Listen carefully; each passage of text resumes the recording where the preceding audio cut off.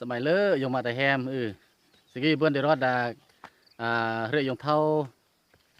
บุญสู้อย่าได้กุ้งตลดลมอย่าจะเพื่อนจะแฮลเระยี่มากุ้งมั่งกุ้งมั่งกุ้งตลดลมอย่างเยอะและมันขี้กับเละมันอันน่ะมันประเทศเขาเอิ้นว่าประวัติศาสตร์ของกรุงตุลาลมเยอะเมื่อมึงเล่าเรื่องกันเยอะเมื่อมันนายนี่มันนายนี่มันบงเครื่องมัดเยอะนี่นายนี่มันตู้บงเครื่องมัดแต่ก็มรมานประกาศจีจ่อดอกเด็กก็อันเมื่อคนเฒ่าคนแก่แท้คนปงงอแท้ย่อเบือนมันนายนะนี่แล้วลุงกี้นี่มื่ออมสนลุมื่ออมสนลุอมตลอดลมยำเยอะแถวกี้ยำกุท่วมยำเยอะนี่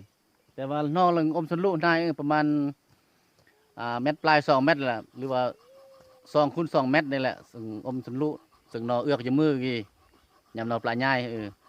เนื่องจากว่าอมกับพบแล้วนอจึงย่ายกับยัดกุ้งเมดโหเมื่อแต่งอมสนดอร์นอเดะจึงสะดวกสบายนั่นแถวกี้มันเกิดเป็นเระเป็นปลายรถอะไรกี้นี่แถวกี้ก็อาหารประมาณมั่งนี่แน่แล้วก็กุ้งมั่งก็ได้มากุ้งมั่งเป็นรอดนิดนึงเกินนึงนะกุ้งมั่งนิดนึงถือว่าแกมกุ้งถือว่าเป็นเระรถอะไรกี้แต่ว่าไม่มอนโอจอดแย่งเมื่อน่ะลูกบ่มลูกบ่มในสมัยสงครามถือว่านำพอสมควรลูกนี่ก็แล้วก็โอ้สามารถแต่งน้องกะแย่ได้นี่มันลูก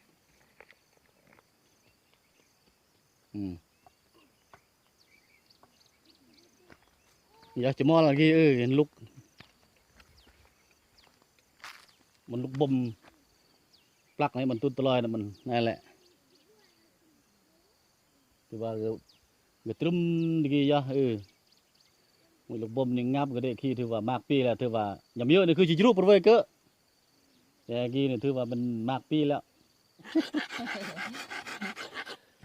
ดอมนี่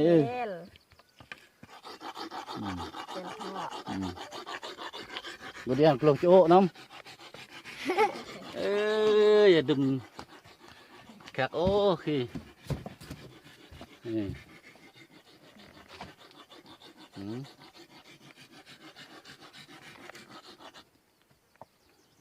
มาเกลือ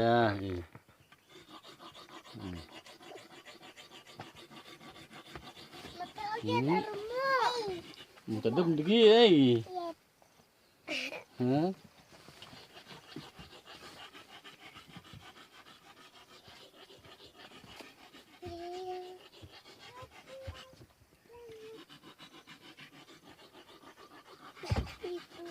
สึงงีบสึงมากสึงเอือกสึงกะเกียม